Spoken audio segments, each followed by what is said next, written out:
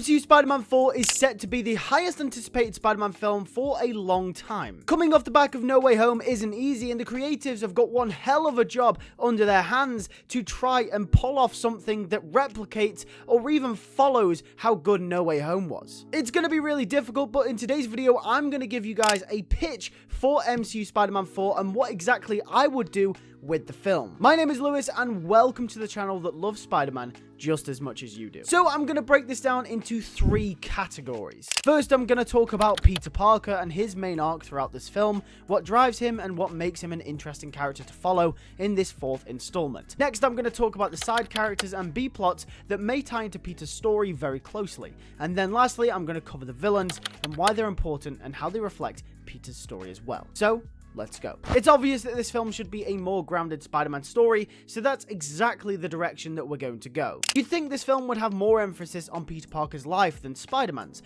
but I'm gonna say not. In fact, I'm gonna do the exact opposite. This film may be more grounded and maybe more of a character analysis. However, I'm going to try and disinclude Peter Parker as much as possible. Hear me out. If I was to make this film for the first half of the entire movie up until maybe the midpoint, I would almost completely write Peter Parker obscene throughout the entire runtime. The reason for this is because No Way Home ended with Peter Parker being no more and Spider-Man living on. Heck, it even says it in the script. So I'd play on that. Of course, Peter Parker would still be about. I mean, we follow him through the movie, but he'd be a nobody. There'd be nothing important about his life. There'd be no one that he cares for, no one that cares for him. So why not just build upon that instead of trying to kind of do a really weird retcon where you bring people back? Like, it doesn't make any sense. Just play off what you've got.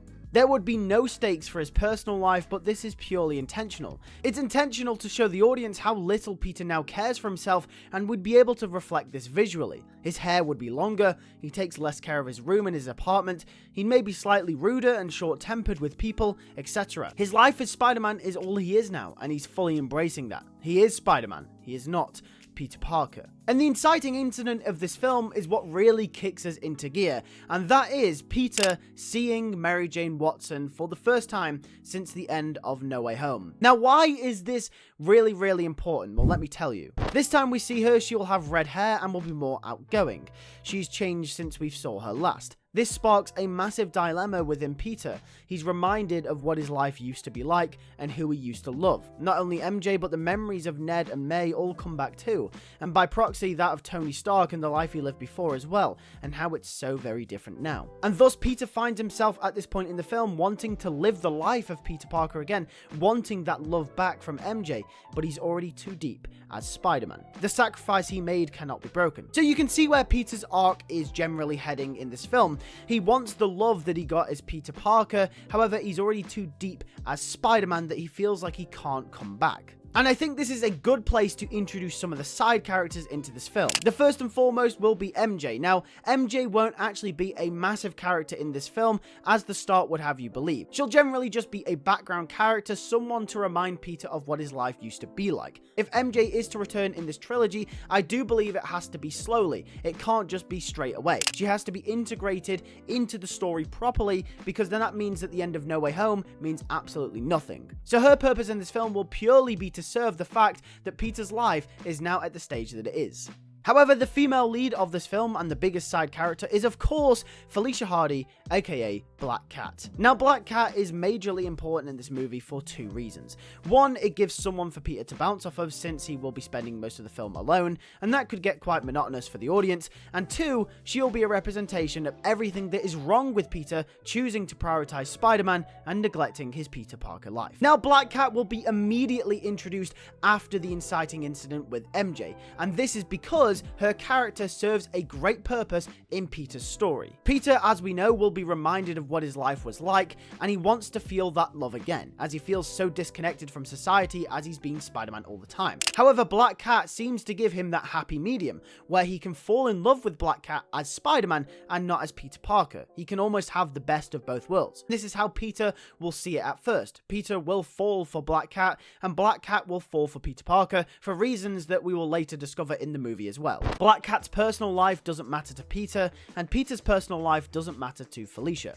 Black Cat also, like Peter, has had past trauma, which affects the way in which she conducts herself on a day-to-day basis. It will be revealed that her father growing up was never around, and turns out he was a criminal. Felicia had an identity crisis and never knew who she was or what she wanted to be, so she covers up and puts on a brave face to hide the insecurities beneath. Throughout the film, as Black Cat and Spider-Man interact, this will be something that is revealed slowly, as Peter finds out more about her as a person. We will only get hints of this, however, as I think it would be quite contradictory if it was to be revealed in large sums of information, because that isn't really what her character is about. She's very hidden, very closed off, and very much in the background when it comes to personal stuff, so it'll just be hinted at throughout the film that this is her backstory, and this will be something that's led her down the path to what she's become now.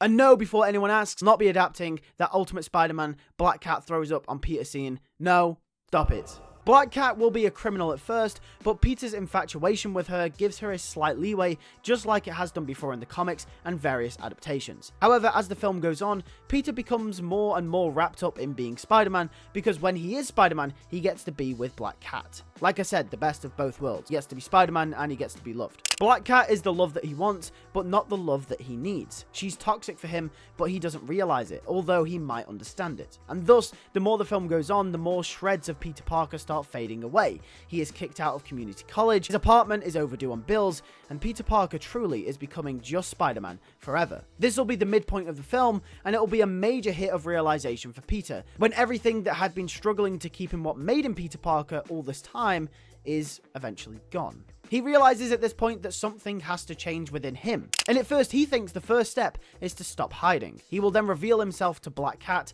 and show her the true him. He thinks this is the first way of acceptance, to tell the person that you love what you're hiding from, right?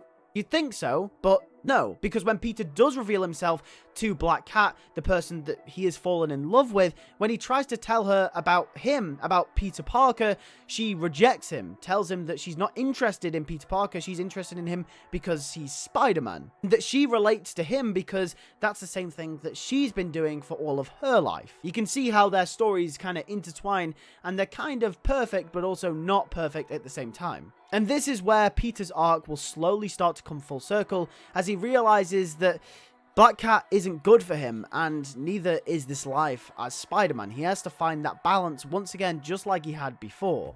I think now is actually a good time to talk about the villain as well. So how does the villain of this story fit into all of this? Well, the villain of this film, I think it would be perfect if it were to be the Chameleon. Now, the Chameleon is less of a physical threat and more of someone who just kind of messes with you, but I think he's a perfect villain for this film. It isn't overly flashy, and it's rather grounded, and I think he works perfectly in this role here. What about Kingpin, Scorpion, Daredevil, Kate Bishop? What about all these other street-level heroes? Okay, listen, I'm getting to that. Just wait a second. Yes, Chameleon isn't a physical threat, but I think we can use him as a psychological threat. What if Chameleon isn't exactly who he was from the comics? And what I mean by that is, what if we take his powers and adapt them slightly? Instead of him being able to just become other people, what if he could adopt people's powers as well? This would also kind of make him a physical threat as well, but doesn't take away from the fact that he is a psychological threat first and foremost. It would also give the action scenes a little bit more oomph as well, because this film really does need it. I ain't gonna lie, I ain't really put much action in here. And this could work really well, because the battles that Peter has with Chameleon could almost represent Peter's position in the story. So for example, the Chameleon could appear as Adrian Toomes, aka the Vulture, to remind him of his past, or he could appear as Aunt May, for example, or maybe even the Green Goblin. But why? What drives the Chameleon? What is his actual purpose, want, need in the story? Well, that's where you bring in Wilson Fisk. I don't think Chameleon has to be this really in-depth villain. I think we can use Wilson Fisk as that kind of in the background, very in-depth, very motivated villain for this film. Now, yes, I know everyone brings Kingpin into MCU Spider-Man 4, but there's a reason for that. It's because it's so perfectly set up the way that the MCU is right now. I think if the MCU want to do an overarching street-level story like they're doing with the multiverse stuff, then Wilson Fisk being the villain looming over New York is absolutely perfect. He's in Daredevil, Echo, and then he'd be the catalyst of MCU Spider-Man 4. Initially, I had Scorpion of the villain of this film, but I felt like it was random, and I was only doing it because he's been a villain that's been set up from the past trilogy that hasn't been used yet. But I generally think that, it's kind of weak just using him because he's there. Yes, you could use Scorpion maybe for something in the future, like a Mac Gargan Venom story. We know the symbiote is in the MCU at the moment, so why not use him for something a little bit more interesting down the line? At this point, I think Chameleon really does work with that psychological threat and the film really homing in on the psychology of Peter Parker, and then Wilson Fisk being the person behind it. The Chameleon doesn't have to be this really big, in-depth, character-driven villain. He could just be wanting to pay the bills or something, and then Wilson Fisk hires him